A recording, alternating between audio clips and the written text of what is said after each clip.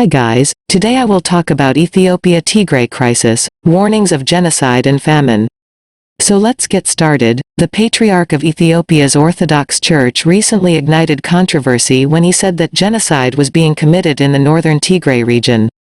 His Holiness Abuna Matthias, an ethnic Tigrayan himself, explained that since the outbreak of conflict in November between the Ethiopian military and the Tigray People's Liberation Front, TPLF, his mouth had been sealed, unable to speak from fear.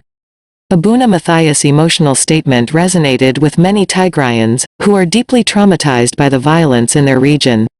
More than 2 million people have been displaced in the conflict.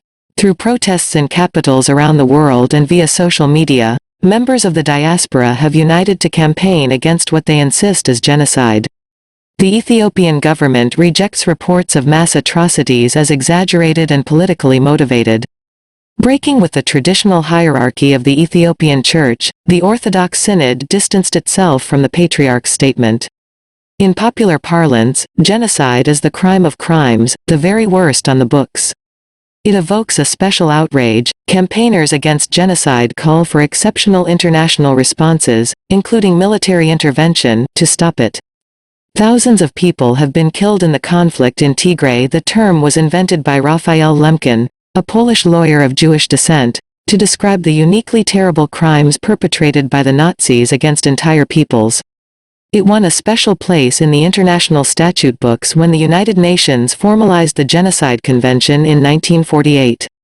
Hate speech in the trials of high-ranking Nazi officials at Nuremberg, prosecutors had brought charges of crimes against humanity, defined as widespread and systematic violations perpetrated by a state or a state-like entity. Genocide is a different kind of crime, defined by the perpetrator's intent to destroy, in whole or in part, a national, ethnic, racial or religious group, as such. Until now, human rights organizations have said that crimes against humanity may have been committed in Tigray. That may change. Some Ethiopian media have expressed ethnic animosity towards Tigrayans, with derogatory language used indiscriminately to tar all Tigrayans with the alleged misdeeds of the TPLF, which was in power at a federal level for more than 25 years and had a bitter fallout with Prime Minister Abiy Ahmed after he took office in 2018, resulting in the conflict in its stronghold of Tigray. Dehumanizing words such as daylight hyenas and unfamiliar others are used to foment hatred. Protests have been held around the world to demand an end to the war in Tigray. There are reports of ethnically selective purges of Tigrayans from government employment in the army, and restrictions on their travel, businesses and residence. These violations aren't in themselves as heinous as murder, rape, or starvation, but they would be important to building a case for genocide.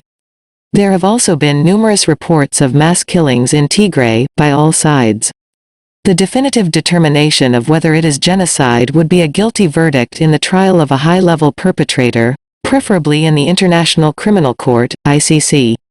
But for the ICC to take on a case would require a decision by the UN Security Council, which is highly unlikely given African suspicions of the court and the objections of China and Russia.